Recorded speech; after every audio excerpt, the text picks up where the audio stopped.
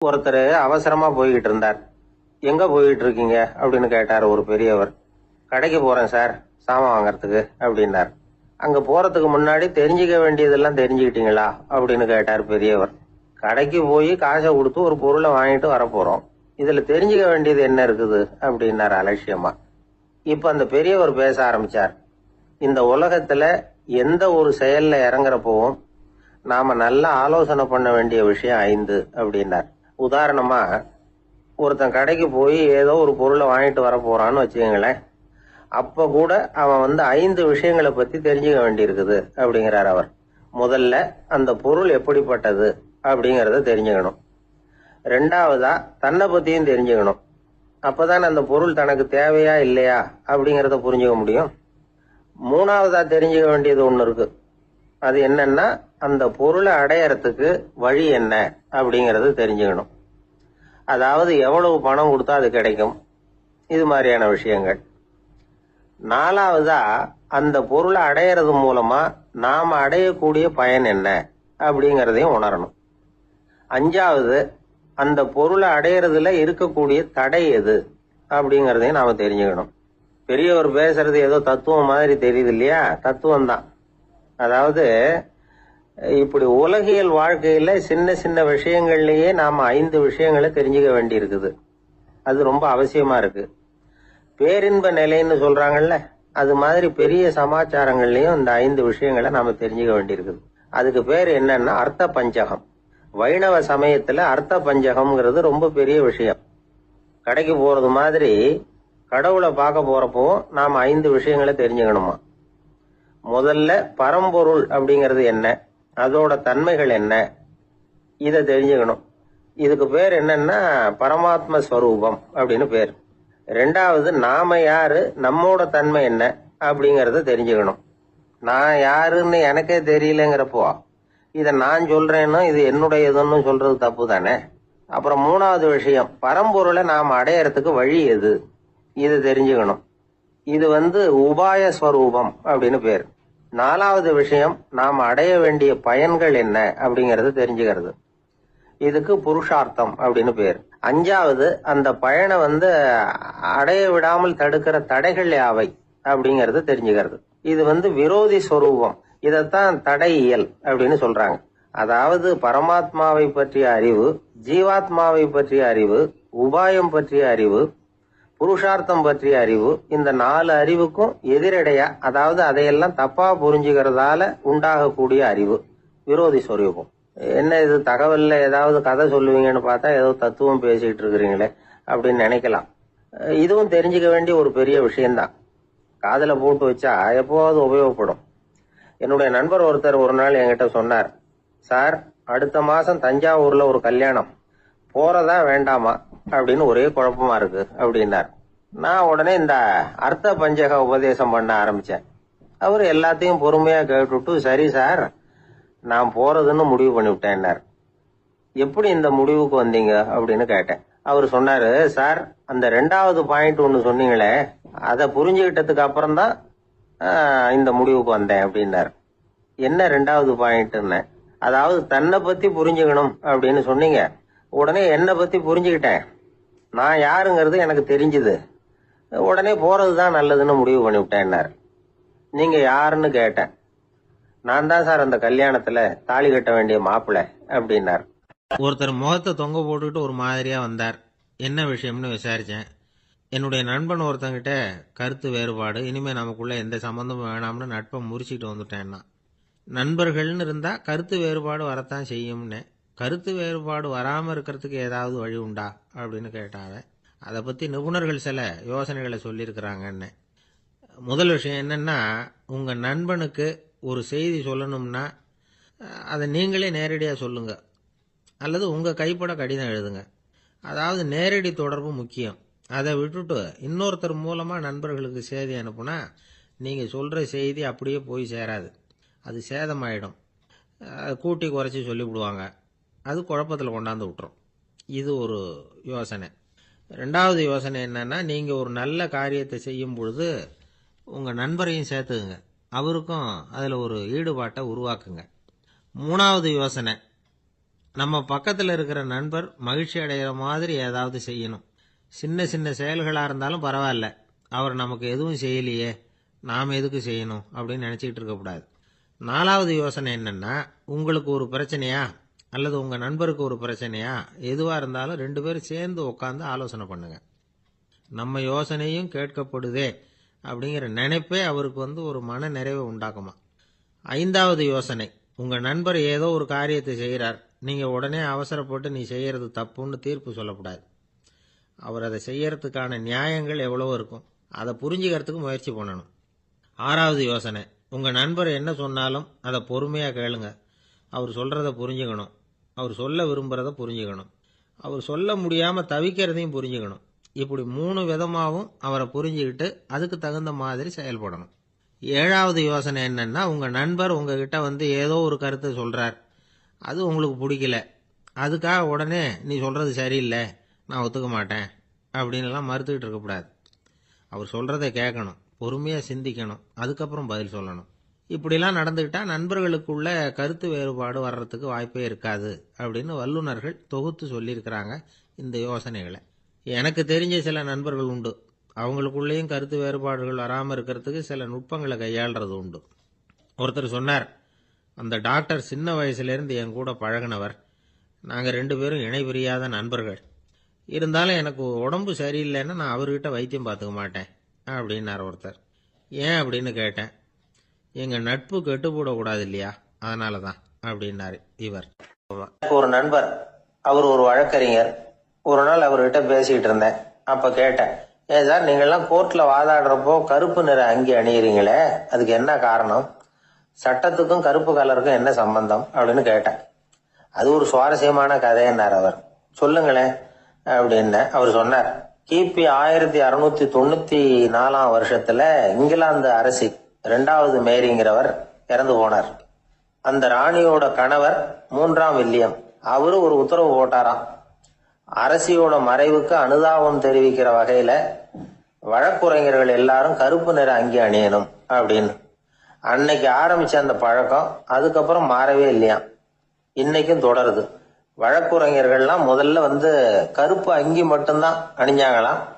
அதுல ஒரு சின்ன சங்கடம், ஏற்கனவே உடம்பு கருப்பா இருக்கிறவங்க அதுக்கு மேல கருப்பு ட்ரெஸ் வேற போட்டுக்கிட்டா முகம் பளிச்சுன்னு தெரியாது இல்லையா, அதனால முகம் பளிச்சுன்னு தெரியறதுக்காக அவங்க எல்லாம் வெள்ளை நிற பட்டியை அணிய ஆரம்பிச்சாங்களாம். இப்படிதான் இங்கிலாந்துல அந்த பழக்கம் ஆரம்பமாயிருக்குது. அந்த சமயத்துல இந்தியாவை ஆண்டது பிரிட்டிஷ்காரங்க தானே, அதனால இங்கேயும் அந்த பழக்கம் அப்படி நடைமுறைக்கு வந்துட்டுது. அதே மாதிரி சர்ச்சிலின் மூதாதையரான மார்ல்பரோ பிரபுவின் ஞாபகார்த்தமா நீதிபதிகள் இந்த வெள்ளை குள்ளாய் அணிகிற முறை பழக்கத்துக்கு வந்துதான். இதுதான் என்னுடைய நண்பர் சொன்ன தகவல். இங்கிலாந்துல நீதிமன்றம்ங்கிறது ரொம்ப மதிப்புள்ளது. அந்த அளவுக்கு சட்டத்துக்கு அங்க மரியாதை. அங்க நடந்த ஒரு சுவாரஸ்யமான நிகழ்ச்சியை ஒரு சகோதரி எழுதி அனுப்பியிருந்தாங்க. அவங்க அப்பா நீதித்துறையை சேர்ந்தவரா, அவர் சொன்னதான் இது. அவங்க எழுதி அனுப்பியிருந்த விஷயம் என்னன்னா, அங்க ஒரு கேஸ்ல ஒரு முக்கியமான தீர்ப்பு வழங்க வேண்டி இருக்குது. ஜட்ஜு, பாரட்லா படிச்ச பெரிய பெரிய வக்கீல்கள், ஜூரி எல்லாருமா கூடி அந்த கேஸை பத்தி விவாதிக்கணும். சுமாரா 40 பேர்.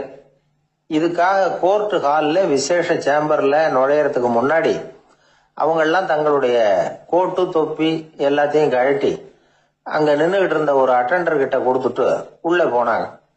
அந்த ஆளு படிக்காதவர். அவரு ஒவ்வொருத்தர் கொடுக்கறதையும் வாங்கி அங்க அப்படியே ஒரு இடத்துல அடுக்கி வைக்கிறார். அப்படியே வாங்கி உள்ள வச்சுக்கிட்டு இருக்கிறார் ஒவ்வொரு இடத்துல. அது அவரோட வேலை. உள்ள போன ஜட்ஜி, வக்கீல், ஜூரி எல்லாரும் ரொம்ப நேரமா அந்த கேஸை பத்தி விவாதிக்கிறாங்க. ஒரு நாள் பூரா ஆயிட்டுது. அவ்வளவு தீவிரமா அக்கு வேறு ஆணி வேறைய பிச்சு உதறி இருக்கிறாங்க. ஒரு வழியா 13 மணி நேரம் கழிச்சு வெளியில வந்திருக்கிறாங்க. ஒவ்வொருத்தரா வர வர அந்த அட்டெண்டரும் அவங்க கோட்டு தொப்பிய அவங்க கிட்ட எடுத்து ரொம்ப மரியாதையா திருப்பி கொடுத்துக்கிட்டு இருக்கிறார். கடைசியா ஜட்ஜ்மெண்ட்லாம் எழுதி முடிச்சுட்டு ரொம்ப திருப்தியோடவும் களைப்போடவும் வெளியில வந்துகிட்டு இருக்கிறாராம். இந்த ஆள் அவருடைய மேல் கோட்டையும் தொப்பியையும் எடுத்து அவர்கிட்ட ரொம்ப மரியாதையோட நீட்டினாராம். ஜட்ஜுக்கு ரொம்ப ஆச்சரியம். இந்த ஆள் எப்படி இவ்வளவு பேரோட கோட்டு தொப்பி எல்லாத்தையும் ஞாபகம் பேசாம திருப்பி கொடுக்கிறார் அப்படிங்கிறது அவருக்கு ஆச்சரியம். அதனால அவர் அந்த ஆளை பார்த்து கேட்டாராம், ஏப்பா இந்த கோட்டை கொடுக்குறியே, இது என்னோடது தானா? என்னோடது தான் உனக்கு எப்படி தெரியும் அப்படின்னாராம். இதுக்கு அந்த பியூனு ரொம்ப பதவிசா பதில் சொன்னாராம், ஐயா இந்த கோட்டு ஹேட்டை உங்ககிட்ட வாங்கி மாட்டினேன், இப்ப திரும்ப உங்ககிட்ட தரணும், தந்துட்டேன், இதுதான் என்னோட வேலை, மற்றபடி இது உங்களோடதா இல்லையா அப்படிங்கறதெல்லாம் எனக்கு தெரியாதுங்க அப்படின்னாராம். ஒரு பூங்கா, அங்க ஒருத்தர் நின்றுட்டு இருக்கிறார். நின்றுகிட்டே ஏதோ ஆழ்ந்த யோசனையில இருக்கிறார். அந்த பக்கமா இன்னொருத்தர் வந்தார். இவரை கவனிச்சார். என்ன யோசனைன்னு கேட்டார். எப்படி எழுந்திருக்கிறதுன்னு யோசனை பண்ணிட்டு இருக்கிறேன்னாரு அவர். கேட்டவருக்கு ஒரு மாதிரி ஆயிட்டது. ஏற்கனவே நின்றுகிட்டு இருக்கிற ஒருத்தர் எப்படி எழுந்திருச்சு நிக்கிறதுன்னு யோசிக்கிறாருன்னா அது ஆச்சரியம் தானே. அதுக்கப்புறம் இவர் யோசிக்க ஆரம்பிச்சார், என்ன இவர் இப்படி பேசுறாரு அப்படின்னு. கீழே விழுந்தாதானே எழுந்திருச்சு நிக்க முடியும். அதனால எழுந்திருக்கணும்னு நினைக்கிறவங்க முதல்ல கீழே விழணும். இவர் முதல்ல கீழே விழணும், அதுக்கப்புறம் தான் எழுந்திருக்கிறது எப்படின்னு சிந்திக்க முடியும். இந்த உலகத்துல எல்லாருமே கீழே விழுந்து எழுந்தவர்கள் தான். இப்ப இந்த குழந்தை பருவத்துல கீழே விழாம நடைபயில கற்றுக்கிட்டவங்க யாராவது உண்டா? சின்ன வயசுல ஒரு தடவை கூட கீழே விழல சார், அப்படியே பிறந்தார் வளர்ந்தார் பெரியவர் ஆயிட்டார் அப்படின்னு யாரையும் சொல்ல முடியாது. அதனால மனுஷங்கிறவன் விழுந்து புரண்டு எழுந்துதான் நடக்க கத்துக்கிறான். ஒரு உண்மையை நாம எல்லாரும் புரிஞ்சுக்கணும். இந்த உலகத்துல தவறு செய்யாத மனிதர்களே யாரும் கிடையாது. அப்படி இருக்கிறப்போ எப்போதாவது நாம தவறு பண்ணிவிட்டோம்னா அதுக்காக மனசு உடைஞ்சு போயிடக்கூடாது, வாழ்க்கையில வெறுப்பு வந்துடக்கூடாது. ஒரு தவறு நடந்துட்டுதா அதுக்காக மனசு உடைஞ்சு போடாதீங்க, அதை ஒரு பாடமா எடுத்துக்கங்க. அதே தவறு மறுபடியும் நடக்காம வேணும்னா பாத்துக்கலாம், அது போதும். தடைக்கல்ல படிக்கல்லாம் மாத்திக்கணும், இதுதான் இதுல முக்கியம்.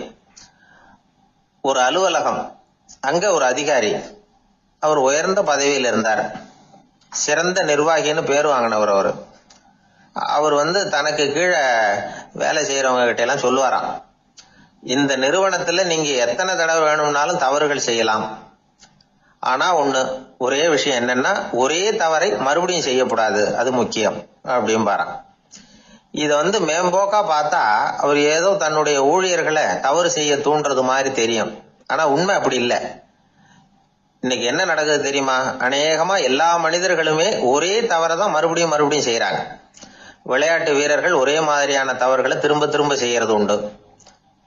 கணக்கு எழுதுறவங்கள பாருங்க, ஒரே தப்ப மறுபடியும் மறுபடியும் செய்வாங்க. அலுவலகம் வருகிறவர்களை கவனிங்க, ஒரு நாள் தாமதமா வந்தா பரவாயில்ல, தினமும் தாமதமா வருவாங்க. இது மாதிரி செய்த தவறையே திரும்ப திரும்ப செய்யறதுக்கு என்ன காரணம் அப்படின்னா சோம்பல், ஞாபக மறதி, கவனக்குறைவு, தன்னுடைய திறமை பேர்ல அளவுக்கு மீறிய நம்பிக்கை, இப்படி இதுல ஏதாவது ஒரு காரணமா இருக்கலாம் அப்படிங்கிறாங்க இது பற்றி ஆய்வு செய்கிற வல்லுநர்கள். ஒரு தடவை செஞ்ச தவிர மறுபடியும் செய்யறது இல்லைன்னு முடிவு செஞ்சுக்கிட்டு அதை செயல்படுத்த கத்துக்கணும், அது போதும், வாழ்க்கை வெற்றிகரமா அமையும் அப்படிங்கிறாங்க அந்த அனுபவசாலிகள். அதனால வெற்றிகரமா வாழ்க்கையில நடைபோட விரும்பும் இளைஞர்கள் தவிர்க்க வேண்டியது என்னன்னா, முதல்ல சோம்பலை தவிருங்கள், சுறுசுறுப்பாக இயங்குங்கள் அப்படிங்கறது அவங்க அறிவுரை. ரெண்டாவது ஞாபக மறதி, எந்த செயல்லையும் ஈடுபாடு வேணும், அக்கறை வேணும். மூணாவது கவனக்குறைவு, எதையும் அலட்சியப்படுத்தக்கூடாது. நாலாவது என்னால முடியாது எதுவுமே கிடையாது அப்படிங்கிற அளவுக்கு மீறிய நம்பிக்கை, அது ஆபத்துல கொண்டு போய் விட்டுரும். அதனால முதல் தவறு உங்களுக்கு ஒரு பாடமா அமையணும். ஒரு மனிதர் அவர் தன்னுடைய 2 காதுலயும் கட்டு போட்டுக்கிட்டு வந்தார்.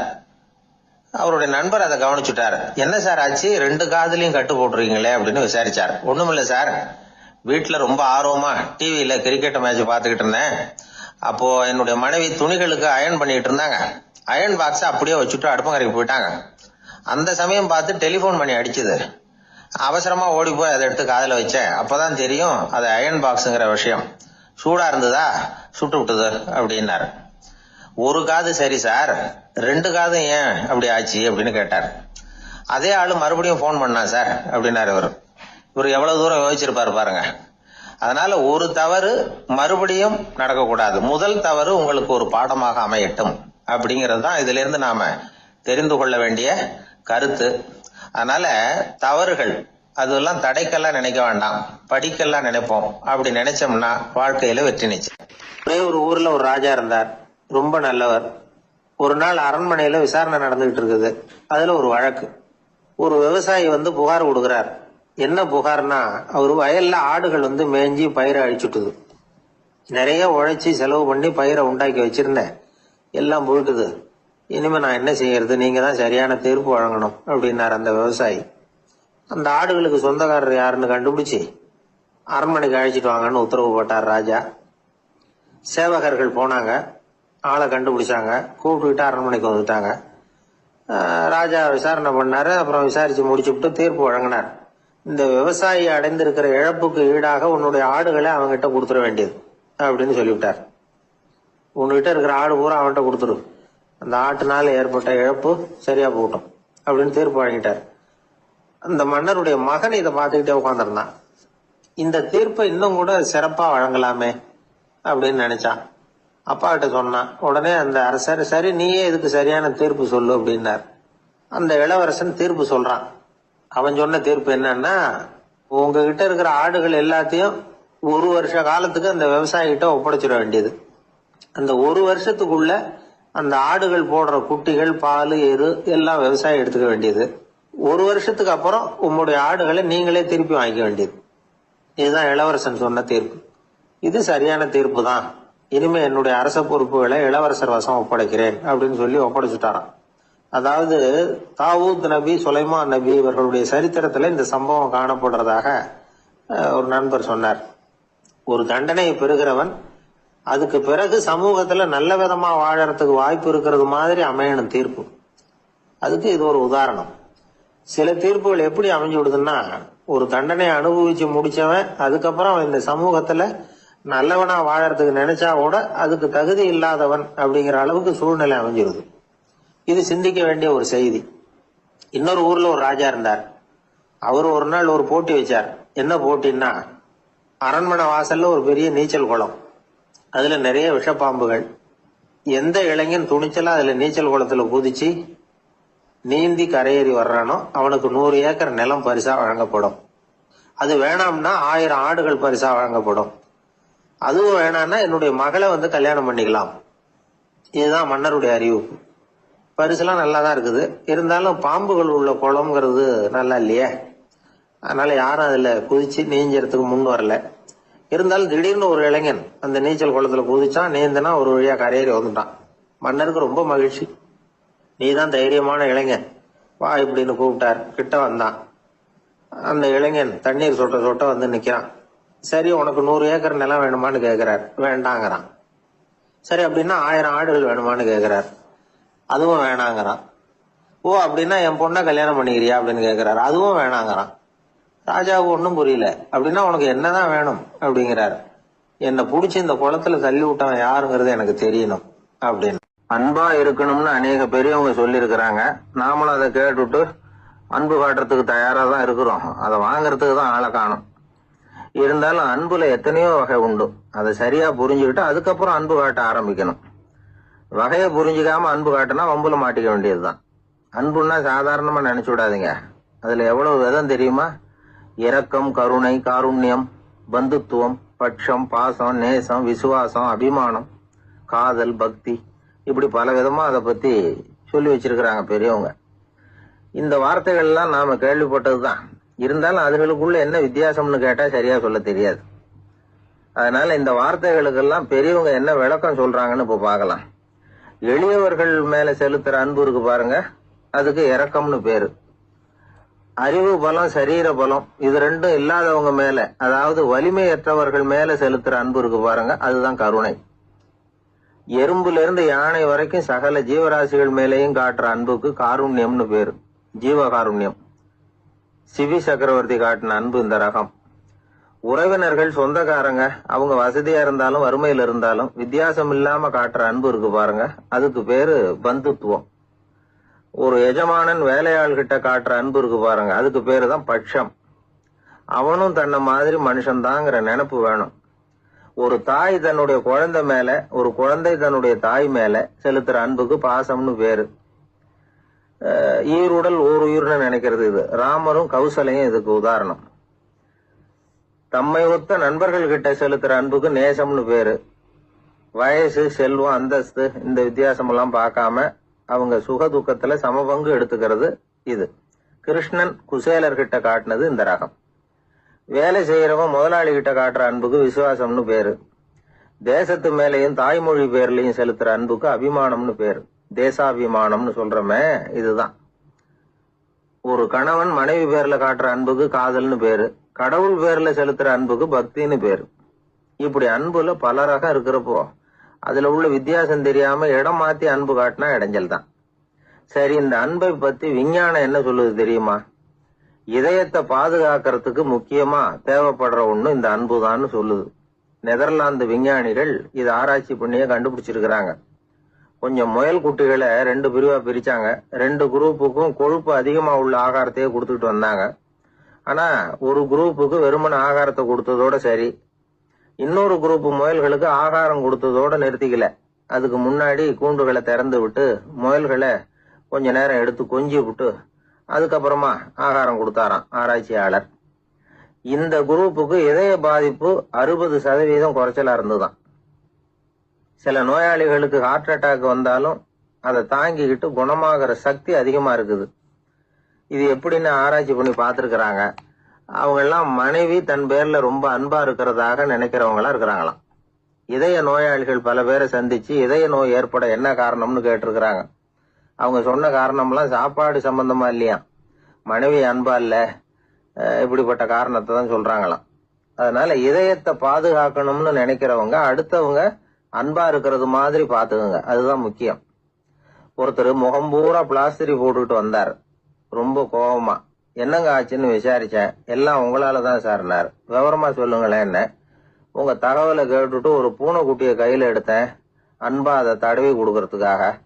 ஆனா அது முந்திக்கிட்டது, அது என் முகத்தை தடவி கொடுத்துட்டுது, முகம் பூரா நகை கீறல், அதுதான் இப்படி அப்படின்னார். அன்புல அறிவு சேராததுனால வந்த கோளாறு இது. வாழ்க்கையில வெற்றி பெற என்ன வழி? இது ஒரு முக்கியமான கேள்வி. இதுக்கு எல்லாரும் பொதுவா சொல்ற ஒரு பதில், உழைச்சா வெற்றி பெறலாம் அப்படிங்கிறது தான். வாழ்க்கையில வெற்றி பெற உழைப்பு மட்டும் இருந்தா போதாது, நேர்மையும் வேணும் அப்படிங்கிறார் பால் ஹாஃப்மேன். இவர் யார் தெரியுமா? இவர் ஒரு பெரிய பொருளாதார நிபுணர். 2வது உலகப் போர் முடிஞ்ச சமயம் அப்போ இவர் அமெரிக்காவின் நிதி ஆலோசகரா இருந்தார். தன்னுடைய வாழ்க்கையில நடந்த பழைய நிகழ்ச்சி ஒண்ணு அவர் சொன்னார். இளம் வயசுல படிச்சு முடிச்சதும் அவரு வேலை தேடிட்டு இருந்தாராம். அப்போ ஒரு கால்நடை வைத்தியர்கிட்ட போய் வேலை கேட்டிருக்காரு. இவர் அங்க போன சமயத்துல அந்த டாக்டர் தன்னுடைய பழைய கார் ஒன்ன விற்பனை செய்யறதுக்காக வேற ஒருத்தர்கிட்ட பேரம் பேசிட்டு இருந்தார். வாங்க வந்தவர் இவர்கிட்ட அந்த காரை பற்றின விவரம் எல்லாம் கேட்டுக்கிட்டு இருந்தார். கார் நல்ல நிலைமையில இருக்குமா அப்படிங்கிற கவலை அவருக்கு. எல்லா விவரங்களையும் கேட்டுக்கிட்டு அவர் கடைசியா சொன்னார், டாக்டர், இந்த காரை நீங்களே என்னுடைய ஊருக்கு ஓட்டிட்டு வர வேண்டியது.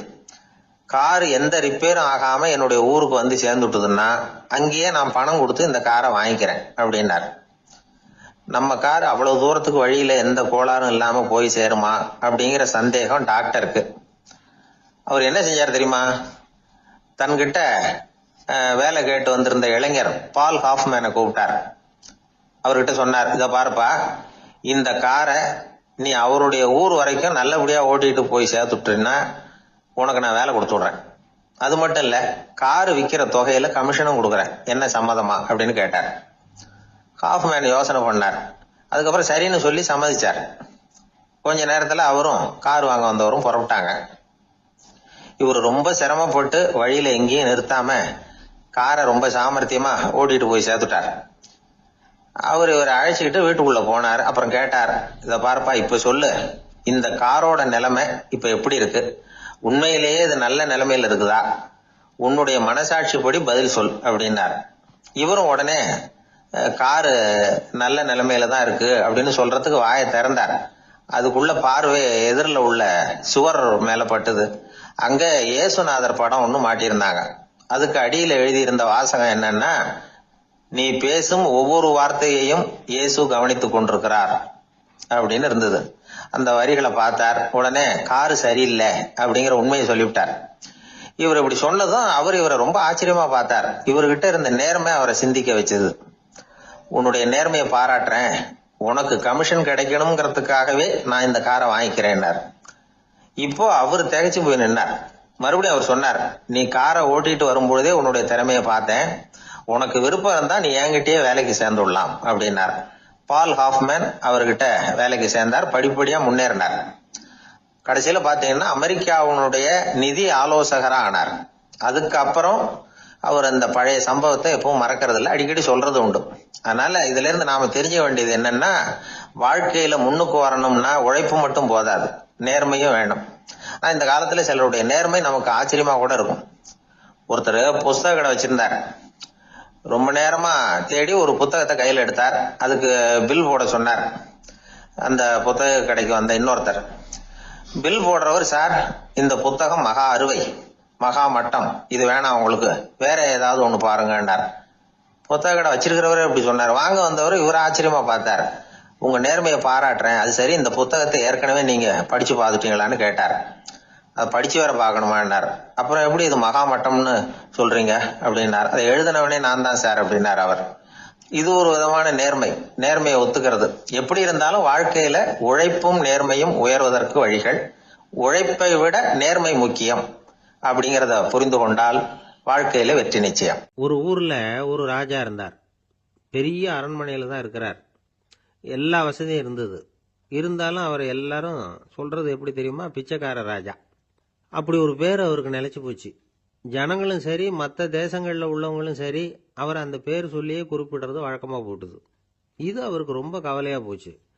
என்ன இது, நம்மளை தேடி வர்றவங்களுக்கெல்லாம் நாம் சோறு போடுறோம், நம்ம புகழ்ந்து பாடல் ஏற்றி கொண்டு வர்ற புலவர்களுக்கெல்லாம் அவங்க எப்படி வந்தாலும் ஒருவேளை சோறு போடணுங்கிறது உத்தரவு. இவ்வளவுலாம் செஞ்சும் நம்மளை போய் பிச்சைக்கார ராஜான்னு எல்லாரும் சொல்கிறாங்களே, அது ஏன், எதுக்காக இப்படி சொல்கிறாங்க? இதுதான் ராஜாவுக்கு குழப்பம். சரி, இதை பற்றி நம்ம அமைச்சர்கள் கிட்ட கேட்கலாமா அப்படின்னு யோசனை பண்ணார். இந்த விஷயத்தை போய் அவங்க கிட்ட எப்படி கேட்கறதுன்னு அவருக்கு தயக்கமாக இருந்தது. கௌரவ குறைச்சலாக தெரிஞ்சுது அவருக்கு.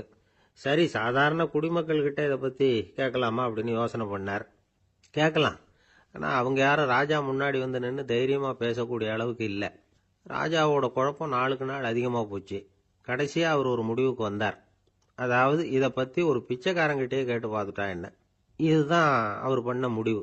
உடனே மாறு வேஷம் போட்டுக்கிட்டு நகர்வலம் போனார். ஒரு பிச்சைக்காரனை கண்டுபிடிச்சார். இதை பாருப்பா, நம்ம ராஜாவை எல்லாரும் பிச்சைக்கார ராஜான்னே சொல்றாங்களே, அதுக்கு என்ன காரணமா இருக்கும் அப்படின்னு கேட்டார். அதுக்கு அவன் சொல்றான், இதுக்கான பதிலை இன்னும் ஒரு 30 நாள்ல சொல்றேன் அப்படின்னா. உடனே இவருக்கு சந்தோஷம். உண்மையை அவங்ககிட்ட சொன்னார். நான் வேற யாரும் இல்லை, நான் தான் இந்த நாட்டு ராஜா. இப்ப நீ என் கூடவே வந்துரு, அரண்மனையிலேயே தங்கிக்கோ, 30 நாள் கழிச்சு எனக்கு பதில் சொல்லிவிட்டு அதுக்கப்புறமா நீ போகலாம் அப்படின்னு சொல்லி அழைச்சிட்டு வந்துட்டார். அரண்மனையில் ஒரு மூலையில் அவன் தங்கறதுக்கு இடம் கொடுத்தார். தினம் 2 வேளையும் இவனுக்கு சோறு போடுங்க அப்படின்னு உத்தரவு போட்டார். ராஜா கொடுத்த இடத்துல போய் உக்காந்துக்கிட்டான் அந்த பிச்சைக்காரன். தினமும் அந்த அரண்மனையில் நடக்கிறதையெல்லாம் கவனிச்சுக்கிட்டு வந்தான். வேளைக்கு சாப்பாடு வரும், சாப்பிட்டுக்கிட்டு இருக்கான். இப்படி 30 நாள் முடிஞ்சுது. ராஜா வந்தார். என்ன, என்னோட கேள்விக்கு பதில் என்னன்னு கண்டுபிடிச்சிட்டியான்னார். கண்டுபிடிச்சிட்டேன்னா. என்ன எல்லாரும் பிச்சைக்கார ராஜான்னு சொல்றாங்களே, அது நியாயமா படுதா உனக்குன்னு கேட்டார். நியாயமா தான் படுது, சந்தேகம் இல்லாம நீங்க பிச்சைக்கார ராஜா தான். என்னதான் நீங்க வசதியோடவும் படைபலத்தோடவும் இருந்தா கூட நீங்க எங்க வர்க்கத்தை சேர்ந்த ஆசாமி தான் அப்படின்னு அடிச்சு சொல்லிவிட்டான் அந்த ஆள். என்னால் அப்படி சொல்றேன்னு கேட்டார் இவர். அரசே, ஒரு உண்மையை கண்டுபிடிச்சு சொல்றதா நான் உங்ககிட்ட சொன்னேன். நீங்க ராஜ பரம்பரைன்னா உடனே உங்க கழுத்துல கிடக்கிற முத்து மாலையை கழட்டி பரிசா கொடுத்துருப்பீங்க, பொன்னையும் மணியையும் கொடுத்துருப்பீங்க. ஆனா நீங்க அப்படி செய்யல. என்ன ஒரு மூலையில உட்கார வச்சு 2 வேளை சோறு போட சொன்னீங்க. உங்களை தேடி யார் வந்தாலும், யார் பாராட்டி பேசினாலும் அல்லது பிரச்சனைகளை சொன்னாலும் நீங்க செய்யற ஒரே காரியம் சோறு போடுறது தான். பிச்சைக்காரனுக்கு சோறு மட்டும்தான் உலகம்.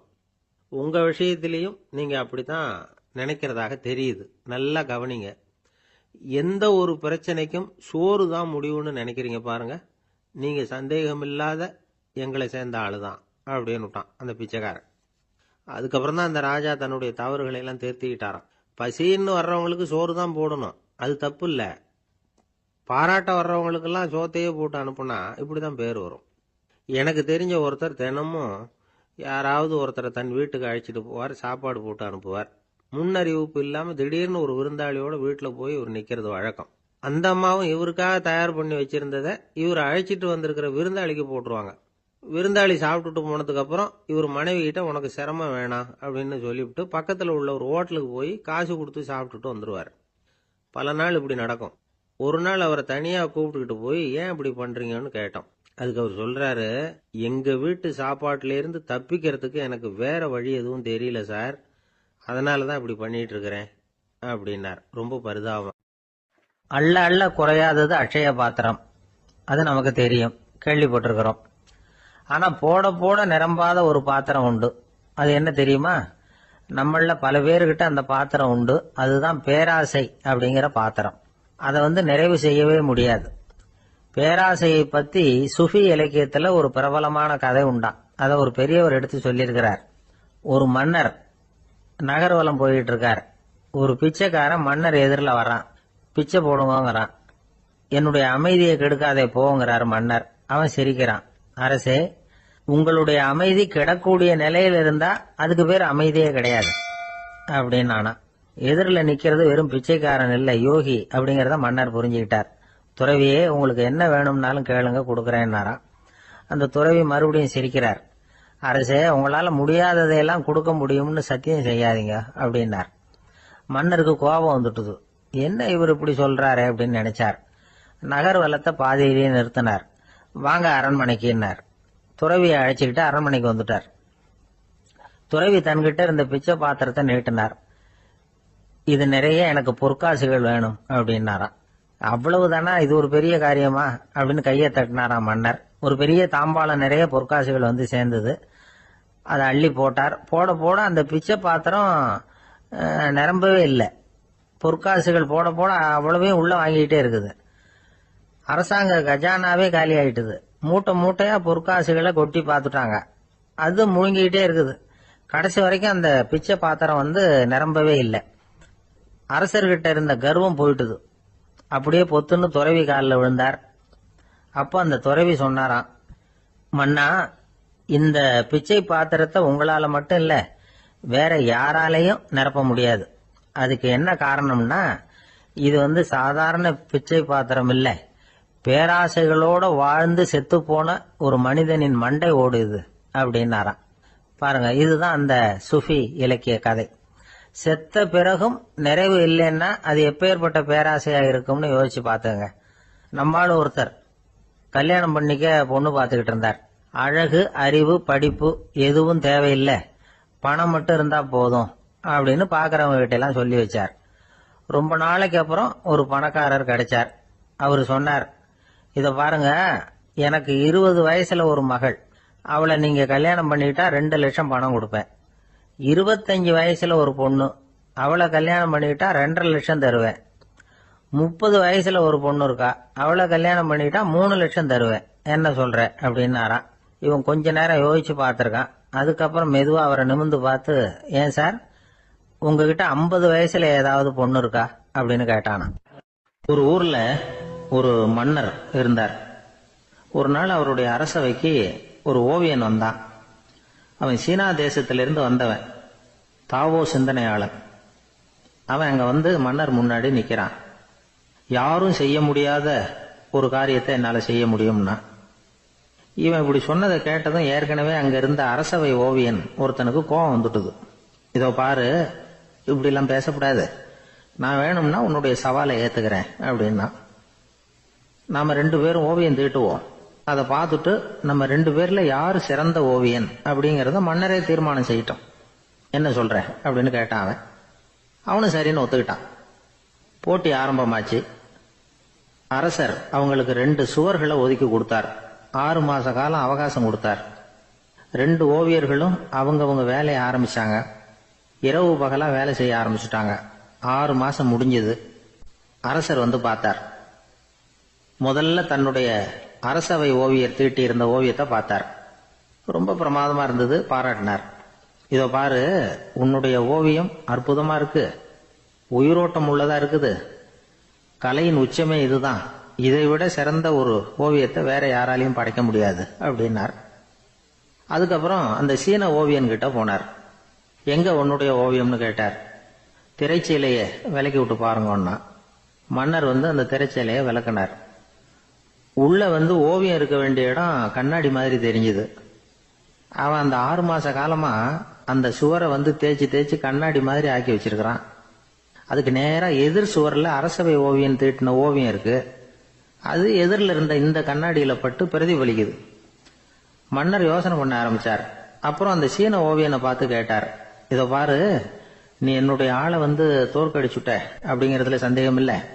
ஆனாலும் எங்களை ஏமாத்தி இருக்கிற, எந்த ஓவியமும் நீ வரையிலையே அப்படின்னார். அரசே, இதுதான் உண்மையான ஓவியம், உயிருள்ள ஓவியம். இது மனோபாவங்களை பிரதிபலிக்கும், மாறுகின்ற காலங்களை அப்படியே காட்டும் அப்படின்னா அந்த சீன ஓவியன். கையால வரைகிற ஓவியங்கள்ல சலனம் இல்லை. கண்ணாடி அப்படி கிடையாது. சக்தியின் ஓட்டம் அதுல எப்பவும் இருந்துகிட்டே இருக்கும். கண்ணாடி மட்டுமே ஜீவன் உள்ள ஓவியமா இருக்க முடியுங்கிறத அந்த சீன ஓவியன் தெரிஞ்சு வச்சிருந்தான். ஏன்னா அவன் ஒரு தாவோ சிந்தனையாளன். ஒவ்வொரு குழந்தையும் இந்த கண்ணாடியோட தான் பிறக்குது. ஆனா நாம என்ன செய்யறோம்னா ஓவியங்களை கண்ணாடி மீது பதிப்பிச்சு விடுறோம். கண்ணாடி நம்மளை பிரதிபலிக்குது. நம்முடைய அழகோ அவலட்சணமோ கண்ணாடியை பாதிக்கிறது இல்லை. ஏன்னா அதுக்கு மனம் கிடையாது. கடந்து போன வினாடியை பத்தி அது சிந்திக்கிறது இல்லை. அடுத்த கணத்தை பத்தின எதிர்பார்ப்பும் அதுகிட்ட கிடையாது. அதுதான் பற்றற்ற நிலை. மனிதனுக்கு தேவைப்படுறது அதுதான். கண்ணாடி கிட்ட இருந்து நாம கற்றுக்கொள்ள வேண்டிய பாடம் இது. வாழ்க்கையில மனிதர்களை நேசிக்கலாம், உலகின் அழகையெல்லாம் பிரதிபலிக்கலாம், ஆனா எதையும் பற்றி கொண்டு விடக்கூடாது அப்படிங்கிறது பெரியவர்கள் அறிவுரை. துயரம்ங்கிறது பற்றுக்களின் சாயை. கண்ணாடி முன்னாடி நிக்கிறப்போவெல்லாம் நமக்கு இந்த ஞாபகம் வரணுமா. ஒரு குடும்ப தலைவர் ஒரு நாள் காலையில விடிஞ்சு எழுந்திரிச்சதும் சத்தம் போட்டார். யார் இந்த கருங்குரங்கு படத்தை என் ரூம்ல கொண்டாந்து மாட்டி வச்சது அப்படின்னு கத்தினார். சமையல் கட்டில இருந்து மனைவி பதில் சொன்னாங்க, தூக்க கலக்கத்துல உளராதீங்க, நல்லா பாருங்க, அது படம் கிடையாது, முகம் பார்க்கிற கண்ணாடி அப்படின்னாங்க. ரொம்ப பேருக்கு கூட்டத்துல பேசுறதுன்னா பயம். நமக்கு ஒன்றும் தெரியாதுன்னு மற்றவங்க நினைச்சிடக்கூடாதுங்கிற எண்ணம் தான் இதுக்கு காரணம். ரொம்ப முக்கியமான ஒரு கூட்டம்னா பயம் அதிகமா இருக்கும். முக்கியமானவங்கெல்லாம் வருவாங்களே, அவங்கெல்லாம் நம்மளை பத்தி மட்டமா நினைச்சிருவாங்களே அப்படிங்கிற பயம் வந்துடும். ஆனா மேடை பேச்சுங்கிறது அவ்வளவு கடினமான ஒரு காரியம் இல்லைங்கிறாங்க அது சம்பந்தமான நிபுணர்கள். யாரும் பேச்சாளர் ஆகலாம், இது ஒன்றும் பெரிய கிஃப்ட் கிடையாது அப்படின்னு அவங்க சொல்றாங்க. நீங்க ஒரு சிறந்த பேச்சாளர் ஆகணுமா அப்படின்னா அதுக்குன்னு சில ஆலோசனைகளை சொல்லி வச்சிருக்கிறாங்க அனுபவசாலிகள். முதல் ஆலோசனை என்னன்னா, உங்க பேச்சு எளிமையா இருக்கணும். ஏதாவது ஒரு கருத்து அல்லது 2 கருத்து சொன்னா போதும். 20 அல்லது 30 கருத்துக்களை சொல்லிட்டே போகக்கூடாது. 2வது ஆலோசனை, நீங்க என்ன பேச போறீங்கிறது முதல்ல உங்களுக்கு நல்லா புரியணும். அதுக்கப்புறம் தான் அதை அடுத்தவங்களுக்கு புரிய வைக்க முடியும். எப்படி ஆரம்பிக்க போறோம், எந்த கருத்தை முக்கியமா வலியுறுத்த போறோம், எப்படி முடிக்க போறோம் அப்படிங்கறத முதல்ல நல்லா சிந்திச்சு மனசுல வச்சுக்கணும். கடைசியா என்ன சொல்றீங்களோ அதுதான் கேட்கறவங்க மனசுல நிக்கும். 3வது ஆலோசனை என்னன்னா, உங்க பேச்சு சுருக்கமா இருக்கணும். ஒரு 15 நிமிஷம் பேசுறது ரொம்ப பொருத்தம். மணிக்கணக்கில் பேசிக்கிட்டு இருக்கிறது நல்லதில்லை. 4வது ஆலோசனை, நீங்க பேசுறது உண்மையா இருக்கணும். உங்களுக்கு உண்மையான அனுபவங்கள் இருக்கும், அதை சொல்லலாம். உங்களுடைய உண்மையான அனுபவங்களை மற்றவங்களோட பகிர்ந்துக்கணும், அதுதான் முக்கியம். 5வது ஆலோசனை, ஆரம்பத்துல கொஞ்ச நேரம் உங்களை பத்தியும் எதிரில் உள்ளவங்களை பத்தியும் சம்பந்தப்படுத்தி ஏதாவது பேசி ஒரு நெருக்கத்தை ஏற்படுத்திக்கணும். ஒவ்வொருத்தரும் இப்ப இவர் பேச போறது நம்ம சம்பந்தப்பட்டது அப்படின்னு நினைக்க ஆரம்பிச்சிருவாங்கல்ல, அதுக்கப்புறம் அவங்க கேட்க தயாராயிட்டாங்கன்னு அர்த்தம். எதிரில் உட்காந்துருக்கிற கூட்டத்தில இருந்து 3 பேரை தேர்ந்தெடுங்க. அதாவது வலது பக்கம் ஒருத்தர், நடுவுல ஒருத்தர், இடது பக்கம் ஒருத்தர். அதாவது உங்களை ரொம்ப கனிவாகவும் ஆர்வமாகவும் பார்க்கிறவரா பார்த்து தேர்ந்தெடுத்துங்க மனசுக்குள்ள. நீங்க பேசும்பொழுது என்ன பண்ணணும்னா, இவங்களை நேருக்கு நேரா மாறி மாறி பார்த்துக்கிட்டே பேசுனீங்கன்னா நீங்க ஏதோ ஒட்டுமொத்த கூட்டத்தையும் பார்த்து பேசுறதாக ஒரு உணர்வு அது ஏற்படுத்திவிடும். 6வது ஆலோசனை என்னன்னா, சொற்பொழிவுன்னா நீங்க பேசணும், படிக்கக்கூடாது. எழுதி படிக்கிறது நல்லா இருக்காது. குறிப்புகள் வேணும்னா வச்சுக்கலாம். படிக்கிறது பேப்பர்ல இருந்து வர்றது மாதிரி இருக்கும், பேசுறது இதயத்திலிருந்து வர்றது மாதிரி இருக்கும். அப்புறம் 7வது ஆலோசனை சொல்றாங்க. அது என்னன்னா, மேடையில ஏறி நின்ன உடனே இயல்பா மூச்சை இழுத்து விட்டுங்க, இயல்பு நிலைக்கு வாங்க, அதுக்கப்புறம் இயல்பா பேச ஆரம்பிக்கலாம் அப்படிங்கிறாங்க. இவ்வளவும் பேச்சு கலையில் வல்லுநர்களா இருக்கிறவங்க சொல்லுகிற ஆலோசனைகள். இதையெல்லாம் கடைபிடிச்சா நமக்கும் அதுக்கும் வெகு தூரம்னு நினைச்சுக்கிட்டு இருந்த ஒண்ணு இப்ப கிட்டத்துல நெருங்கி வந்துடும். நாம சொல்றபடியெல்லாம் அது கேட்கும். ஒரு பேச்சாளர், அவருக்கு சுருக்கமாவே பேச தெரியாது. மேடையில ஏத்தி விட்டுட்டா போதும், ஆரம்பிச்சிருவார், நிறுத்த மாட்டார், பேசிக்கிட்டே இருப்பார். ஒரு தடவை அவர் ஒரு கூட்டத்துல ரொம்ப நேரம் பேசிக்கிட்டே இருக்கிறார். எதிரில் பொறுமை இழந்த ஒருத்தர் தன்னுடைய கை கடிகாரத்தை காட்டினார். அதை கவனிச்ச பேச்சாளர், மன்னிக்கணும், கை கடிகாரம் நான் கொண்டுகிட்டு வர மறந்துட்டேன், அதுதான் நேரம் போனதே தெரியல அப்படின்னு சொல்லியிருக்கிறார். இதுக்கு அவர் சொன்னாராம் கோபமா, ஏய்யா கடிகாரத்தை தான் பார்க்க முடியல, மறந்துட்டேன், பக்கத்துல மாட்டிருக்கிற கேலண்டரையாவது பார்க்கக்கூடாதா அப்படின்னாராம். கணவன் மனைவி அன்பா இருக்கணும், ஒருத்தர் நல்லா புரிஞ்சுக்கணும், விட்டு கொடுக்கிற மனப்பான்மை வேணும். அதுதான் ஒரு நல்ல குடும்பம். இன்னைக்கு பல குடும்பங்கள்ல அர்த்தமில்லாத சண்டைகள் தான் அதிகம். கிராமப்புறங்கள்ல வேடிக்கையா ஒரு கதை சொல்லுவாங்க. ஒரு ஊர்ல ஒரு ஆள் இருந்தான், வேலை வெட்டி இல்லாம சும்மாவே இருந்தான். அவனுக்கு கல்யாணம் பண்ணி வச்சாங்களாம். மனைவி சேர்ந்தா, சும்மாவே உட்காந்துருக்கிறியே, ஏதாவது சம்பாதிக்கிற வழியை பாரு அப்படின்னு இருக்கா. அதுக்கு தான் யோசனை பண்ணிட்டு இருக்கிறேன், ஒரு அருமையான ஐடியா அப்படின்னு நானா. என்ன அது சொல்லு அப்படின்னு இருக்கா. அவ ஒரு ஆட்டுக்குட்டி வாங்க போறேன்னு இருக்கான். அதை வாங்கி என்ன பண்ண போறேன்னா, அந்த குட்டி வளரும், பெருசாகும், அதுக்கப்புறம் அது நிறைய குட்டி போடும் அப்படின்னு இருக்கான். சரி, அப்புறம் என்ன, அதையெல்லாம் சந்தையில கொண்டுட்டு போய் வித்துவிட்டு அந்த காசுக்கு ஒரு எருவு மாடு வாங்கலாம். சரி, அது எதுக்கு? எருவு மாடு நிறைய பால் கொடுக்கும், அதை கொண்டுகிட்டு போய் பால் பண்ணையில கொடுப்பேன், அல்லது நானே வித்துருவேன், கை நிறைய காசு கிடைக்கும். அதுக்கப்புறம் ஒரு பசுமாடு வாங்குவேன், பாலையும் விற்கலாம், நாமளும் காய் போட்டு சாப்பிடலாம், இப்படிலாம் சொல்லியிருக்கான். அப்போ அந்த பொண்ணு சொல்லிச்சான், அடுத்த தெருவில் இருக்கிற எங்க அம்மா வீட்டுக்கும் கொஞ்சம் பால் கொடுத்து அனுப்பலாம் அப்படின்னு இருக்கா அந்த பொண்ணு. இந்த இடத்துல கணவனுக்கு கோவம் வந்துட்டுது. அது எப்படி உங்க அம்மா வீட்டுக்கு எதுக்கு கொடுக்கணும், அதெல்லாம் முடியாதுன்னு இருக்கான். இந்த இடத்துல சண்டை ஆரம்பமாயிட்டுது. கொஞ்ச நேரத்துல ரெண்டு பேரும் சத்தம் போட ஆரம்பிச்சுட்டாங்க. கடுமையான சண்டை நடக்கிறத பக்கத்து வீட்டுக்காரன் காதுல வாங்கினான். அவன் ஓடியாந்தான். அவனுக்கு தெரியும், வாங்காத மாட்டுக்காக இப்படி சண்டை போட்டுக்கிட்டு இருக்கிறாங்கிறது அவனுக்கு புரியும். அவன் ஓடி சொன்னான், ஏண்டா உன்னோட பசுமாட்டை ஒழுங்கா கட்டி போடக்கூடாதான்னு இருக்கான். என்னடா சொல்றேன்னா, இவன் உன் மாடு என் தோட்டத்துல மேய்ஞ்சுட்டுது, பயிரெல்லாம் நாசமாயிட்டுது, 10,000 ரூபா அளவுக்கு சேதம், அதை வாங்கிட்டு போறதுக்கு தான் வந்தேன், குடுறா 10,000 நானா. இவன் அரண்டு போயிட்டான். அப்புறம் சொன்னா, டே நான் இன்னும் மாடே வாங்கலையே, அதுக்குள்ள அது எப்படிடா உன் தோட்டத்துல மேயும், என்னடா உளறேன்னு இருக்கான். நீ தாண்டா இப்ப உளறிட்டு இருக்க, மாடே வாங்கல, அதுக்குள்ள எப்படிடா உன்னுடைய மனைவி அவங்க அம்மா வீட்டுக்கு பால் கொடுத்து அனுப்ப முடியும் அப்படின்னு அவன் கேட்டானா. நம்ம ஆளுக்கு இப்பதான் புத்தி வந்துதான், அர்த்தமே இல்லாத சண்டை போட்டுக்கிட்டு இருக்கிறோம் அப்படிங்கறத அவன் புரிஞ்சுக்கிட்டானா. இது நம்ம முன்னோர்கள் சொல்லி இருக்கிற ஒரு கதை. சண்டையில தான் அர்த்தம் இல்லையே தவிர கதையில் அர்த்தம் உண்டு. அதாவது இல்லாத விஷயங்களுக்காக சண்டை போட்டுக்கிட்டு இல்லறத்தை வீணாக்கிக்கிட்டு இருக்கிற மனிதர்கள் இன்றைக்கு நிறைய பேர் இருக்கிறாங்க. ஒருத்தன் தன்னுடைய மனைவியை பத்தி மாமனார் கிட்ட புகார் சொன்னானா, மாமா உங்க பொண்ணு அர்த்தமில்லாத சண்டை போடுறா, எதுக்கு எடுத்தாலும் எடுத்தெறிஞ்சு பேசுறா அப்படின்னு இருக்கான். நீ எப்படி மாப்பிள்ளை அதை சமாளிக்கிற அப்படின்னு கேட்டிருக்காரு அவரு. அவ எடுத்தெறியறது என் மேல படாம ஒதுங்கி நின்னுக்கிறேன் அப்படி. தேசத்து மேலையும் தாய்மொழி பேர்லயும் செலுத்துற அன்புக்கு அபிமானம்னு பேர். தேசாபிமானம்னு சொல்றமே இதுதான். ஒரு கணவன் மனைவி பேர்ல காட்டுற அன்புக்கு காதல்னு பேரு, கடவுள் பேர்ல செலுத்துற அன்புக்கு பக்தின்னு பேரு.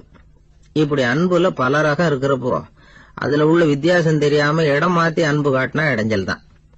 சரி, இந்த அன்பை பத்தி விஞ்ஞானம் என்ன சொல்லுது தெரியுமா? இதயத்தை பாதுகாக்கிறதுக்கு முக்கியமா தேவைப்படுற ஒண்ணு இந்த அன்புதான்னு சொல்லுது. நெதர்லாந்து விஞ்ஞானிகள் இதை ஆராய்ச்சி பண்ணியே கண்டுபிடிச்சிருக்கிறாங்க. கொஞ்சம் முயல் குட்டிகளை 2 பிரிவா பிரிச்சாங்க. 2 குரூப்புக்கும் கொழுப்பு அதிகமா உள்ள ஆகாரத்தையே கொடுத்துட்டு வந்தாங்க. ஆனா ஒரு குரூப்புக்கு வெறுமன ஆகாரத்தை கொடுத்ததோட சரி, இன்னொரு குரூப் முயல்களுக்கு ஆகாரம் கொடுத்ததோட நிறுத்திக்கல. அதுக்கு முன்னாடி கூண்டுகளை திறந்து விட்டு முயல்களை கொஞ்ச நேரம் எடுத்து கொஞ்சி விட்டு அதுக்கப்புறமா ஆகாரம் கொடுத்தாராம் ஆராய்ச்சியாளர். இந்த குரூப்புக்கு இதய பாதிப்பு 60% குறைச்சலா இருந்துதான். சில நோயாளிகளுக்கு ஹார்ட் அட்டாக் வந்தாலும் அதை தாங்கிக்கிட்டு குணமாகிற சக்தி அதிகமா இருக்குது. இது எப்படின்னு ஆராய்ச்சி பண்ணி பார்த்திருக்கிறாங்க. அவங்க எல்லாம் மனைவி தன் பேர்ல ரொம்ப அன்பா இருக்கிறதாக நினைக்கிறவங்களா இருக்கிறாங்களாம். இதய நோயாளிகள் பல பேரை சந்திச்சு இதய நோய் ஏற்பட என்ன காரணம்னு கேட்டிருக்கிறாங்க. அவங்க சொன்ன காரணம்லாம் சாப்பாடு சம்பந்தமா இல்லையா, மனைவி அன்பா இல்ல, இப்படிப்பட்ட காரணத்தை தான் சொல்றாங்களாம். அதனால இதயத்தை பாதுகாக்கணும்னு நினைக்கிறவங்க அடுத்தவங்க அன்பா இருக்கிறது மாதிரி பாத்துக்குங்க, அதுதான் முக்கியம். ஒருத்தர் முகம் பூரா பிளாஸ்டரி போட்டுட்டு வந்தார், ரொம்ப கோபமா. என்னங்க ஆச்சுன்னு விசாரிச்சேன். எல்லாம் உங்களாலதான் சார்னார். விவரமா சொல்லுங்களேன். என்ன உங்க தகவலை கேட்டுட்டு ஒரு பூனைக்குட்டிய கையில எடுத்தேன், அன்பா அதை தடவி கொடுக்கறதுக்காக. ஆனா அது முந்திக்கிட்டது, அது என் முகத்தை தடவி கொடுத்துட்டது. முகம் பூரா நகை கீறல். அதுதான் இப்படி. ஒரு பள்ளிக்கூடம், அதுல வசதியான வீட்டுக்குள்ள ஒருத்தன் படிச்சுக்கிட்டு இருந்தான். இன்னொரு ஏழை பையனும் அங்க படிச்சுக்கிட்டு இருக்கிறான். இவங்க 2 பேரும் ஒரே தெருவுல தான் இருக்கிறாங்க. பணக்கார வீட்டு பையன் பங்களாவில் இருந்தான். அவனுக்கு வேலை செய்யறதுக்காக சில வேலை ஆட்கள் உண்டு. அதனால அவன் நல்லா சாப்பிடுவான், தூங்குவான். ஏதோ வரணுமேங்கிறதுக்காக பள்ளிக்கூடத்துக்கு வருவான், போவான், அவ்வளவுதான். இந்த ஏழை பையன் இருக்கானே, அவன் அப்படி இல்லை. காலையில எழுந்திருப்பான், உடற்பயிற்சி பண்ணுவான், அவங்க வீட்டுல கிடைக்கிற சாதாரண உணவு அத அளவோட சாப்பிடுவான், வீட்டுல உள்ள வேலைகளையும் செய்வான், பள்ளிக்கும் தவறாம வந்துருவான். அவனுக்கு கூட பிறந்த சகோதர சகோதரிகள் 8 பேர். எல்லாரும் தன்னம்பிக்கையோட அவங்க வேலையை செஞ்சுக்கிட்டு இருந்தாங்க. இந்த பையன் எப்பவும் உண்மையதான் பேசுவான், கடமையை ஒழுங்கா செய்வான். ஆசிரியர்களுக்கு இவனை ரொம்ப பிடிக்கும். அதனால இவன் அந்த பள்ளிக்கூடத்து மாணவர் தலைவனா ஆக்கியிருந்தாங்க. இது அந்த பெரிய இடத்து பையனுக்கு பிடிக்கல. மாணவர் தலைவனுக்கு பணிஞ்சு போறதுக்கும் அவனுக்கு விருப்பம் இல்லை. ஒரு நாள் வகுப்புல ஆசிரியர் எல்லா மாணவர்களுக்கும் ஒரு வேலை கொடுத்தார். எல்லாரும் அதை சுறுசுறுப்பா செஞ்சுக்கிட்டு இருக்கிறாங்க. இவன் மட்டும் சோம்பலா உட்காந்துருக்கிறான். ஆசிரியர் அந்த பக்கமா வந்தார், இதை பார்த்துட்டார். உடனே மாணவர் தலைவனா இருக்கிற அந்த ஏழை பையனை கூப்பிட்டார். இந்த பாருப்பா, ஏன் அந்த பையன் இப்படி சும்மா உட்காந்துருக்கிறான், என்னன்னு விசாரிச்சு சொல்லு அப்படின்னு சொல்லிவிட்டு உள்ள போயிட்டார். இவன் மெதுவா போய் அவன்கிட்ட விசாரிச்சான், ஏன் இப்படி சோர்ந்து போய் உட்காந்துருக்கிற அப்படின்னு. அவன் ரொம்ப அலட்சியமா அவனை திரும்பி பாக்குறான். என்னோட சிரமம் உனக்கு என்ன தெரியும்? வீட்டுல என்னுடைய சௌகரியங்களை கவனிக்கிற வேலை ஆட்கள் 2 பேரும் இன்னைக்கு வேலைக்கு வரல. அதனால என்னோட வேலையெல்லாம் நானே கவனிக்கிற மாதிரி ஆயிட்டுது. அதனால சோர்ந்து போயிட்டேன் அப்படின்னு நானு. அப்புறம் கேட்டிருக்கான், அது சரி, உன்னுடைய வீட்டுல உன்னுடைய வேலைக்காரங்க வராத போது நீ எப்படி சமாளிக்கிற அப்படின்னு கிண்டலா கேட்டிருக்கான். அதாவது இவன் ஏழைங்கிறதையும் இவன் வீட்டுல வேலை செய்யறதுக்கு யாரும் இல்லைங்கிறதையும் இப்படி சொல்லி கிண்டல் பண்றான். இந்த ஏழை பையனுக்கு இது புரிஞ்சுது, மனசு வேதனை போட்டுது. இருந்தாலும் வெளியில காட்டியாம சிரிச்சுக்கிட்டே சொன்னானா, எனக்கு அந்த கவலையே கிடையாது. என்னுடைய உதவிக்கு நான் நினைச்ச உடனே என்னுடைய காரியத்தை செய்யறதுக்கு 8 பேர் எப்பவும் தயாரா இருப்பாங்க அப்படின்னு நானு. இவன் இப்படி சொன்னதும் அவனுக்கு ஒரு மாதிரி ஆயிட்டுதான். தலையை குனிஞ்சுக்கிட்டே போயிட்டான். உள்ளே உட்கார்ந்து இருந்த ஆசிரியர் காதுல இது விழுந்தது. உடனே இந்த ஏழை பையனை உள்ள கூப்பிட்டு போனாரு, கேட்டாரு, என்னப்பா அப்படி சொல்ற? இவன் பொய் சொல்ல மாட்டாங்கிறது அவருக்கு தெரியும். அவனை சமாளிக்கிறதுக்காக இப்படி ஒரு பொய்யை சொல்லியிருப்பாங்கிறதையும் அவரால் ஏத்துக்க முடியல. ஏப்பா, நீ நினைக்கிற காரியத்தை செய்ய 8 பேர் தயாரா இருக்கிறதா சொன்னிய, உன்னுடைய சகோதர சகோதரிகளை குறிப்பிட்டு அப்படி சொன்னியா அப்படின்னு கேட்டார். இல்லைங்க ஐயா, நான் அவங்கள குறிப்பிட்டு அப்படி சொல்லலன்னா. அப்படின்னா பொய் சொன்னியா? இந்த சின்ன விஷயத்துக்கு அப்படி பொய் சொல்லலாமான்னார். ஐயா, நான் பொய்யும் சொல்லலன்னா. இவன், அப்படின்னா நீ சொன்னதுக்கு என்ன அர்த்தம்னார். இப்ப அந்த பையன் சொல்றான், ஐயா, நான் நினைக்கிறத செய்து முடிக்க என் கூட இருக்கிற அந்த 8 பேர் யாருன்னா 2 காலு, 2 கை, வாய், மூக்கு, கண்ணு, காது, ஆக மொத்தம் 8. இவங்க தான் இந்த வேலை ஆட்கள்.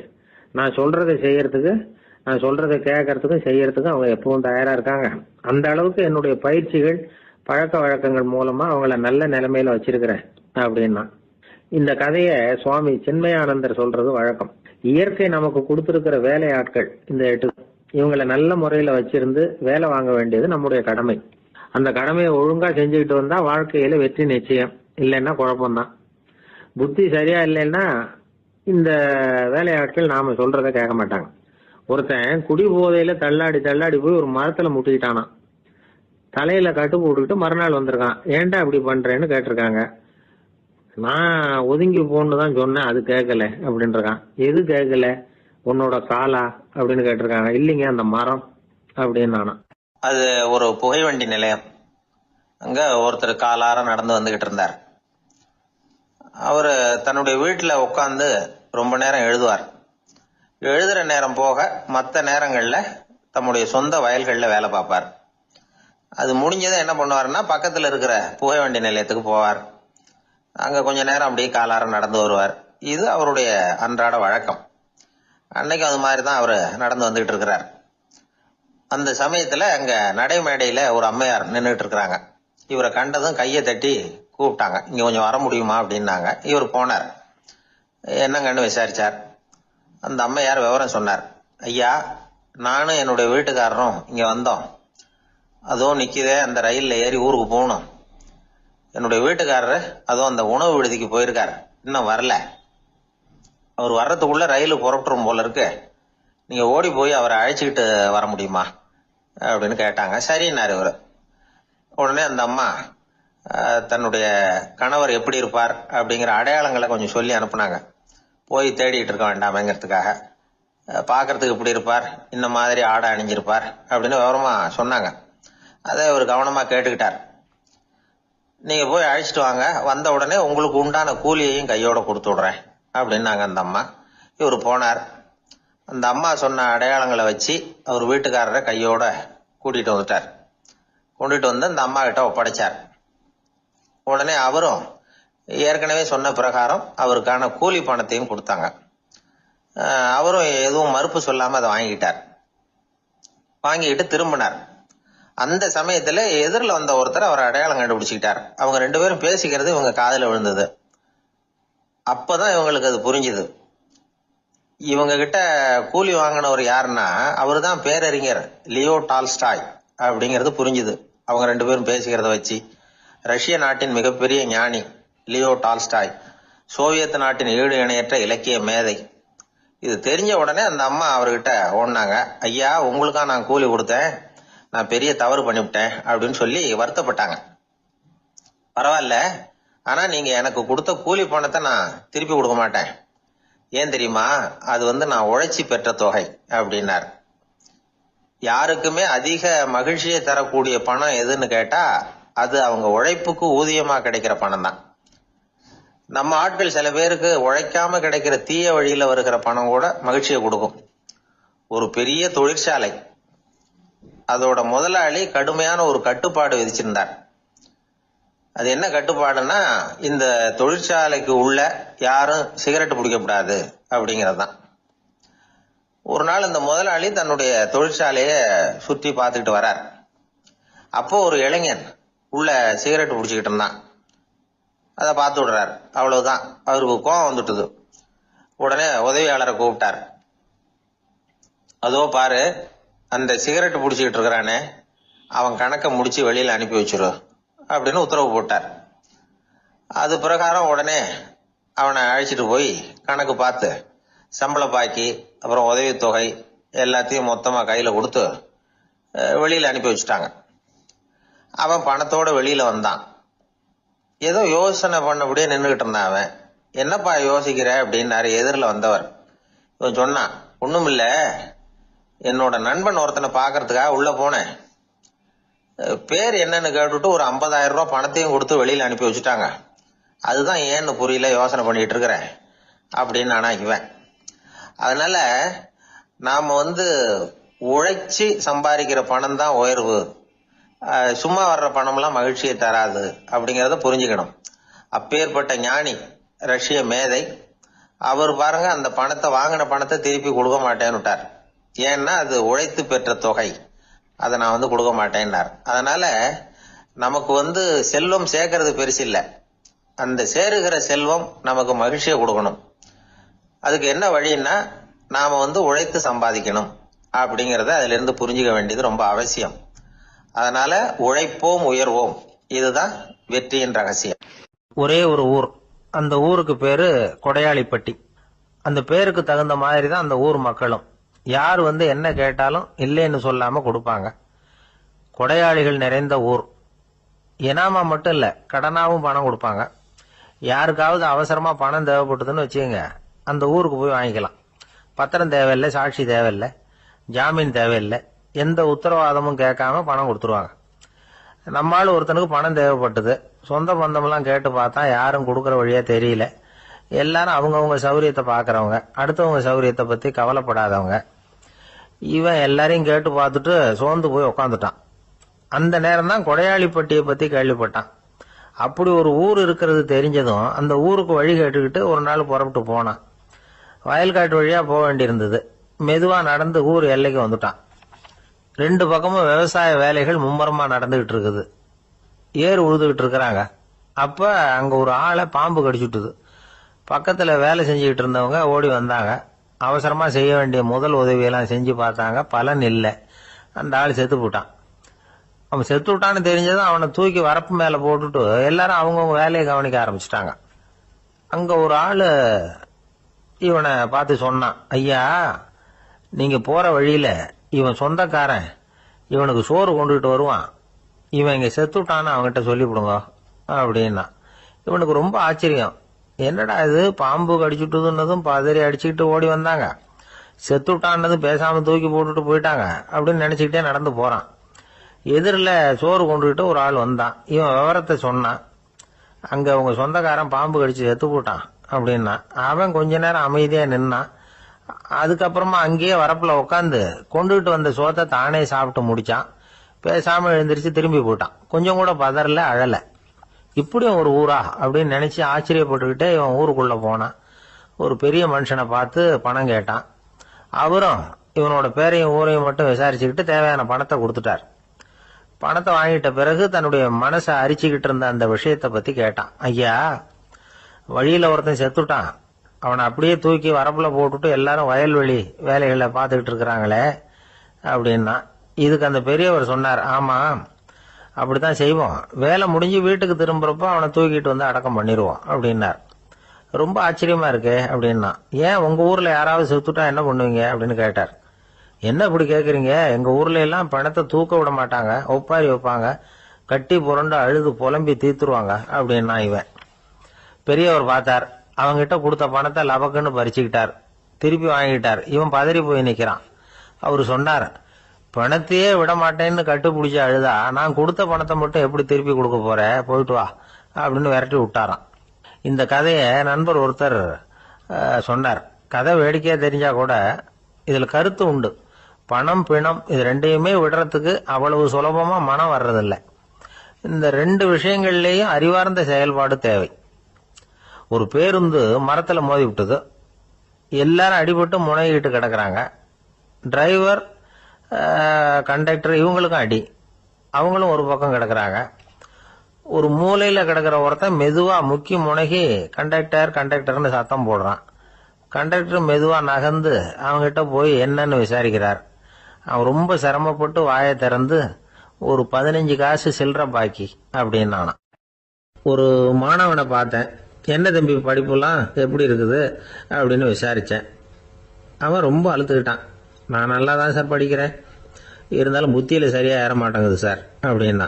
சரி, இவனும் நம்ம ரகம்தான் அப்படின்னு சொல்லி முடிவு பண்ணிட்டோம். கல்வி கற்கக்கூடிய ஒரு மாணவன் சம்பந்தப்படுற புத்திகள் பல வகை. அதை பத்தி ஒரு பெரியவர் விளக்கி இருக்கிறார். மிருத்து புத்தின்னு ஒண்ணு இருக்குதான். மிருத்துன்னா மண்ணு. மண்ணால செவுறு கட்டுறோம்ல, மண் சுவரில் ஆணி அடிக்கிறதும் சுலபம், அதை பிடுங்கி எடுக்கிறதும் சுலபம். அது மாதிரி சில பேர் குரு சொல்லி கொடுக்கறத சுலபமா கேட்டு தெரிஞ்சு வச்சுக்குவாங்க. கொஞ்ச நேரத்துல சுலபமா மறந்தும் போயிடுவாங்க. இது மிருத்து புத்தின்னு பேரு, மண் புத்தி. தாரு புத்தின்னு ஒண்ணு உண்டான். தாருன்னா மரம். அதுல பச்சை மரத்துல ஆணி அடிக்கிறது சுலபம், ஆனா அதை எடுக்கிறது கஷ்டம். அது மாதிரி ஆசிரியர்கிட்ட இருந்து கேட்டதை கவனமா மனசுல பதிய வச்சுக்கிட்டு அதை மறக்காம இருக்கிறது தாரு புத்தி. பட்ட மரமா இருந்தா அதுல ஆணி அடிக்கிறதும் கஷ்டம், அடிக்கிற ஆணியும் சீக்கிரம் நழுவிடும். அது மாதிரி கேட்கிற விஷயம் மனசுல பதியறதும் கஷ்டம். அப்படியே பதிஞ்சாலும் அது நீடிச்சு இருக்கிறதும் கஷ்டம், கொஞ்ச காலத்துல மறந்துடும். இன்னொரு வகை புத்தி ஒண்ணு உண்டு. அதுக்கு பேரு சிலா புத்தின்னு பேரு. சிலான்னா கல்லு. ஒரு கருங்கல்லுல 4 துளைய போட்டு ஒரு துளையில உளிய வச்சு அடிச்சா மற்ற துளை வழியாவும் பிளந்து கல்லு 2 ஆயிடும். அது மாதிரி சந்தியான இடங்கள்ல குறிப்பா ஒரு பொருளை சொன்னா அதை வச்சுக்கிட்டு மற்றதையும் தெரிஞ்சுக்கிறது, அது சிலா புத்தின்னு பேர். வேணு புத்தின்னா என்ன தெரியுமா? வேணுன்னா மூங்கில். மூங்கில் கணுவுல ஒரு பக்கம் உளிய வச்சு அடிச்சா 2 பக்கமும் பிளந்துரும். அது மாதிரி ஒரு செய்தியை கேட்டுக்கிட்டு இருக்கிறப்பவே அதோட முன்பின் தொடர்களையும் தெரிஞ்சுக்கணும், அது வேணு புத்தி. தைல புத்தின்னு ஒண்ணு உண்டு. தைலம்ங்கிறது எண்ணெய். தண்ணியில ஒரு துளி எண்ணெயை விட்டா அது தண்ணி பூரா பரவி போடுதுல்ல, அது இப்படி பரவுறது மாதிரி ஆசிரியர் சுருக்கமா ஒரு கருத்தை சொன்னா அதை வச்சுக்கிட்டு பூரா விஷயங்களையும் தெரிஞ்சுக்கணும், அது தைல புத்தி. கற்பூர புத்தின்னு ஒண்ணு கேள்விப்பட்டிருக்கோம். அது எப்படின்னா, கற்பூரம் தீ பட்ட உடனே பிடிச்சிக்கும். ஆசிரியர் சொன்ன உடனே நுண்ணறிவோட பாடங்களை புரிஞ்சுக்கிறது இந்த வகை புத்தி. கரி புத்தின்னு ஒண்ணு. அது எப்படின்னா, கரியில நெருப்பை வச்சு விசிறிய பிறகு அதுக்கப்புறம் அது கறி நெருப்பாகும். அது மாதிரி காலம்பரை சாயந்தர வேலைகள்ல ஆசிரியர் பாடம் சொல்லி கொடுப்பார். அதை கொண்டு புரிஞ்சுக்கிறது இந்த வகை. கதலித்தண்டு புத்தின்னு ஒன்று சொல்லுவாங்க. கதலிங்கிறது வாழை மரம். வாழைத்தண்டில் தீ வைக்கிறது எவ்வளவு சிரமமோ அவ்வளவு சிரமத்தோட கல்வி கற்கிறது கதலித்தண்டு புத்தி. இதை தவிர இன்னும் சில வகையான மாணவர்களை கூட அடையாளம் காட்டுறாங்க. ஆசிரியர் சொன்னதில் நல்லதை மட்டும் எடுத்துக்கிறவன் அன்னம். ஆசிரியர் கிடைச்ச இடத்துல பாடத்தை கேட்டுக்கிட்டு பிறகு தனியாக உட்காந்து சிந்திக்கிறவன் பசு. பசுமாடு அப்படி தானே, புல்லு கண்ட இடத்துல மேயும், அதுக்கப்புறம் நிதானமாக அசை போட்டுக்கும். ஆசிரியர் சொன்னதை தவிர வேற எதையும் சொல்ல முடியாதவன் கிளி. பல இடங்களில் பாடங்கள் கேட்டு கடைசியில் ஒன்றும் புரியாமல் போகிறவன் ஆடு. ஆடு ஒரு செடியில் வயிறார மேயாது, ஒரே செடியில். இக்கரைக்கு அக்கறை பச்சைன்னா அங்கேயும் இங்கேயும் அலைஞ்சிக்கிட்டே இருக்கும். சில பேருக்கு எருமைன்னு பேர். எருமை எப்படின்னா குளத்து நீரை கலக்கி தான் குடிக்கும். அது மாதிரி ஆசிரியர் மனசை நோக செய்து பயில்கிற மாணவர்கள்லாம் இந்த ரகம். இவ்வளவுலாம் இருந்தாலும் இந்த காலத்து மாணவர்கள்லாம் ஒரு தனி ரகம். ஒரு ஆசிரியர் வகுப்புல பாடம் நடத்திக்கிட்டு இருந்தார். இலக்கண வகுப்பு. இறந்த காலம், நிகழ்காலம், எதிர்காலம், past tense, present tense, future tense, இதை பற்றிலாம் பாடம் நடத்துகிறார். எல்லாம் சொல்லி கொடுத்துட்டு இப்போ நான் ஒரு வாக்கியம் சொல்லுவேன், அது என்ன காலம் அப்படிங்கிறத நீங்கள் சொல்லணும்னார் ஆசிரியர். சரி, நாங்கள் மாணவர்கள்லாம், நான் நாளைக்கும் பாடம் நடத்த போகிறேன், இது என்ன காலம் அப்படின்னு கேட்டார் ஆசிரியர். அதாவது நான் நாளைக்கும் பாடம் நடத்த போகிறேன்,